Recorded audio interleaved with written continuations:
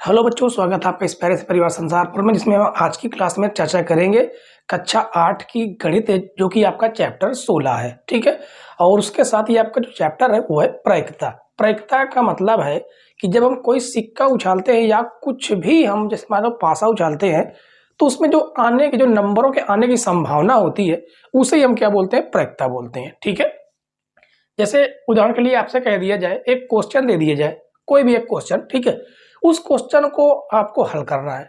अब उसे हल कर पाते हैं या नहीं हल कर पाते वो आपको पता है। आप नहीं हल कर पाते बिल्कुल भी, इसका मतलब है कि उसमें आपकी 50% समझ, देखिए मान लीजिए उसको आपको पता ही नहीं है कि हम हल कर पाएंगे या नहीं हल कर पाएंगे, तो उसमें 50% आपके चांस, 50% चांस ये है कि आप कर लेंगे और 50% चांस है कि आप नहीं कर पाएंगे। ठीक है। आप कर लेते हैं 100%, तो वो उसकी प्रायिकता 1 हो जाएगी।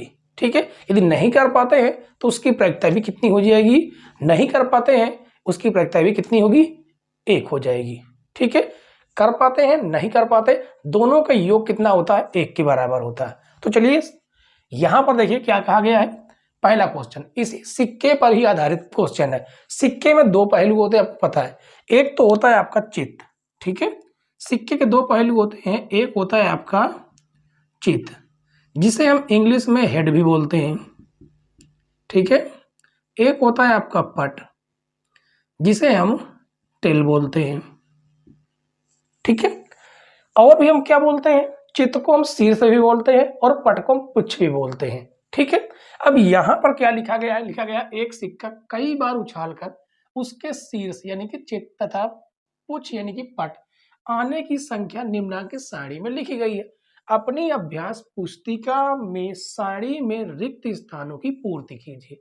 अब यहां पर देखिए क्या लिखा गया, सिक्कों के उछालों की संख्या, यानी सिक्का कितने बार उछाला गया है, कितनी बार उछाला गया, 20 बार, 30 बार, यहाँ खाली जगह है, यहाँ पर n बार। अब 12 बार चित आया है, तो पट कितनी बार आया, आपने कितनी बार उछाला, 20 बार। 20 में से 12 बार आपका चित आया, इसका मतलब यह है कि 8 बार आपका पट आया होगा। समझ में आया कि नहीं। 20 बार सिक्का उछाला, 20 में 12 बार चित आया, कितना, 12 बार, तो पट कितनी बार आया होगा, 18 बार, ठीक है। तब जाके दोनों मिलाकर कितना हो गया, 20, क्योंकि 20 बार सिक्का उछाला गया है। अब यहां पर सिक्का 30 बार उछाला गया, 30 में से 17 बार पट आया है, तो चित कितनी बार आया है, आप इसे घटा लीजिए। 30 में से 17 घटाएंगे तो ये हो जाएगा आपका 3, ठीक, 10 में 7 जाएगा 3, 2 में से 1 जाएगा तो कितना हो जाएगा, 17। अच्छा इसको घटाना है तो 10 में से 7 जाएगा तो 3 हो जाएगा, ये कितना आएगा, 3, 7 लिख दिया, 3, ठीक है। और 2 में से 1 जाएगा तो हो जाएगा 1। अब इसी प्रकार यहाँ पर पूछा गया है कि सिक्कों के उछालों की संख्या कितनी है यदि चित आया 22 बार और पट आया 18 बार। तो चित 22 बार, 18 बार पट, दोनों को मिलाकर कितनी बार उछाला गया होगा, तो आप देखेंगे कि 22, 8, 30, 10, 40, कितनी बार उछाला गया, 40 बार। अब एक ये वैसा ही क्वेश्चन है, इसे भी जोड़ देंगे। 8, 2, 10 के 0 हासिल 1, 2, 3, 5, 1, 6, 60 बार सिक्का उछाला गया होगा। अब ये खास है, इसमें इसमें नंबर ना देके कोई n संख्या दे दी। अब n संख्या है, n संख्या में चित आया m बार, तो जो बचा हुआ है उसे हम घटा देते हैं n minus m, n minus m बार क्या आया होगा, पट आया होगा। उम्मीद है बच्चों कि पहला क्वेश्चन आपको पूरी तरह समझ में आ गया होगा, ठीक है। चलिए इसके बाद हम लोग सॉल्व करें क्वेश्चन नंबर 1 के बाद क्वेश्चन नंबर 2। क्वेश्चन नंबर 2 देखिए बच्चों, क्वेश्चन नंबर 2 में इस बार पासा फेंका गया, पहले सिक्का फेंका गया था, इस बार पासा फेंका गया है। और आपने बचपन में खेला है, जिसे आप लोग लूडो बोलते हैं, उस लूडो को ही हम लोग क्या बोलते हैं, पासा बोलते हैं, ठीक है। उसमें 1 से 6 अंक अंकित होते हैं, ठीक है, या उसमें 6 बिंदियां बनी होती हैं, 1, 2, 3, 4, 5, 6 बिंदियां बनी होती हैं, वही यहाँ पर अंकों के रूप में लिखे गए हैं। क्वेश्चन में कहा गया कि एक पासे को कई बार फेंक कर उसके ऊपर आने वाली संख्याएं निम्नांकित सारणी में लिखी गई हैं, ठीक है। अपनी अभ्यास पुस्तिका में रिक्त स्थानों की पूर्ति कीजिए। अब ये आपका जो कॉलम है ये पासा फेंकने की संख्या कितनी बार पासा फेंका गया है, उनमें से ये आपके 1 से 6 तक नंबर है जो कि आए हुए हैं। 1 2 बार आया है, 2 3 बार आया है, 3 4 बार, 4 1 बार, 5 1 बार, और 6 कितनी बार आएगा। तो आपको इतना ही केवल करना है, इन नंबरों को जोड़ लेना है, इन नंबर को जोड़ लेना है कि ये इतनी बार आए हैं और 15 बार हमने पासा फेंका है, और इसमें से इन नंबरों को घटा देना है। कैसे करना देखिए, 3 2 5, 5 4 9 1 10 1 11। अब केवल 1 2 3 4 5 जो है, जो भी आए हैं वो कुल 11 आए हैं। तो अभी 4 बार पासा फेंकना और बाकी है, और उस 4 बार में 6 कितनी बार आया है, 4 बार आया है। इस प्रकार से करना है, ठीक है। और 30 बार पासा फेंका गया, 1 4 बार आया, 2 3 बार आया, 3 5 बार आया, 4 6 बार आया, और 6 4 बार, तो 5 कितनी बार आया। तो अभी कितनी बार पासा फेंक चुके हैं उन्हें जोड़ लीजिए, इस कुल में से उसे घटा दीजिएगा। देखिए 4 3 7, 7 5 12, 12 6 18, 18 4 22, 22 में से 30 घटाएंगे, सॉरी 30 में से 22 घटाएंगे तो कितना आ जाएगा, 8 आ जाएगा, ठीक है। इसी प्रकार से ये आपका 45 है, इन सबको जोड़िए, 5 5 10, 10 और 7 17, 17 और 8 8 16 जोड़ लीजिए, ठीक है। और उस 45 में से उन नंबरों को आप घटाइएगा तो आप देखेंगे तो कितना आपको मिल जाएगा, आपको मिल जाएगा 12। कितना मिल जाएगा, 12।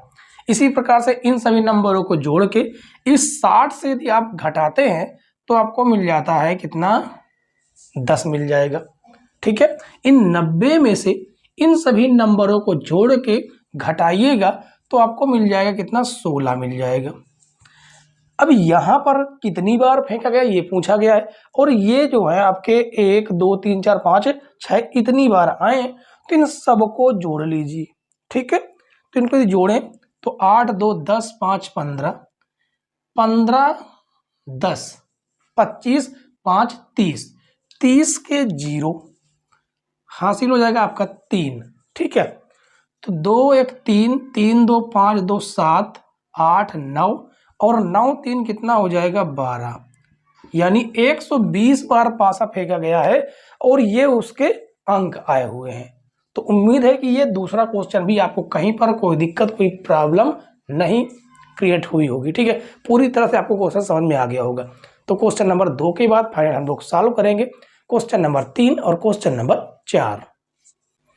क्वेश्चन नंबर 3 और 4 देखिए बच्चों। क्वेश्चन नंबर 3 में कहा गया कि एक समांगी पासे के 48 बार फेंकने पर प्रत्येक फलक के ऊपर आने की संभावनाओं को समान मान लेने पर ज्ञात कीजिए कि अंक 1 2 3 4 5 6 में से प्रत्येक कितनी बार आएगा। कहने का मतलब यह है कि पासा ऐसा है कि जिसमें सेम अंक अंकित होंगे, या तो 1 होगा, 2 होगा, 3 होगा, 4 होगा, 5 होगा, 6 में से कोई भी एक ही अंक अंकित है। और हर बार हम पासा 48 बार फेंकेंगे तो अंक कौन सा कितनी बार आएंगे ये हमसे पूछा गया है। यदि एक अंक अंकित है तो कितनी बार आएगा, यानी संभावनाएं कितनी है, इन सब को यदि हम एक मान ले, समान मान ले, ये पूछा गया है, ठीक है। तो यहां पर लिखेंगे अंकों की संख्या, अंकों की संख्या कितनी है, 6 है।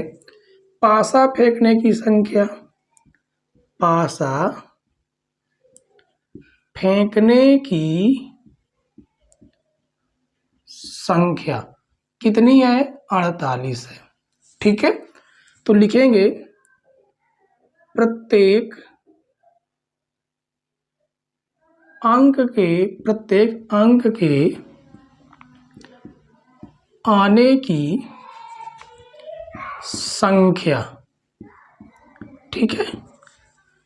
तो सभी अंक समान हैं, ठीक है। सभी अंक समान होने की वजह से 48 हम 6 का जैसे ही भाग देंगे तो निकल के आएगा 8। तो सभी के अंक आने की जो संभावना होगी वो कितनी होगी, 8 होगी, ठीक है। चलिए अब इसके बाद चौथा नंबर देखिए। एक समांगी पासे को 54 बार फेंकने पर यह पाया गया कि सम अंकों के आने की संख्या 25 है, तो ज्ञात कीजिए कि विषम संख्या अंकों के ऊपर आने की कुल संख्या कितनी होगी। कहने का मतलब है जब आप पासा फेंकते तो पासा में कितने अंक होते हैं, पासा में 6 अंक होते हैं, 1 2 3 4 5 6, ठीक है। इसमें सम आपके कितने हैं, 3 है। तो सम के आने की जो संभावना है, वो संख्या है, वो कितनी है, 25। तो विषम कितनी बार आए होंगे, जिसमें से 54 बार पासा फेंका गया, 25 बार तो सम आ गए, तो विषम आए होंगे, इससे बचे होंगे जो 25 बार फेंक गए। 25 में से जितनी बार फेंका जाएगा उतनी बार विषम आएगा। तो लिखेंगे विषम संख्या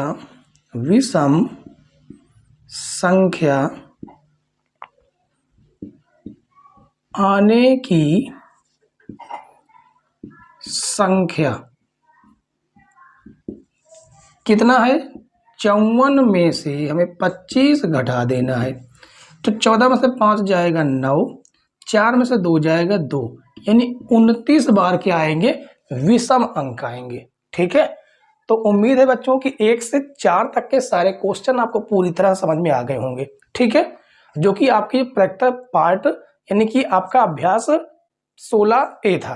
ठीक है, और कल की क्लास में हम लोग 16B को सॉल्व करेंगे। तो कल की क्लास के बच्चों वेट कीजिए, तब तक के लिए बाय बाय, टाटा।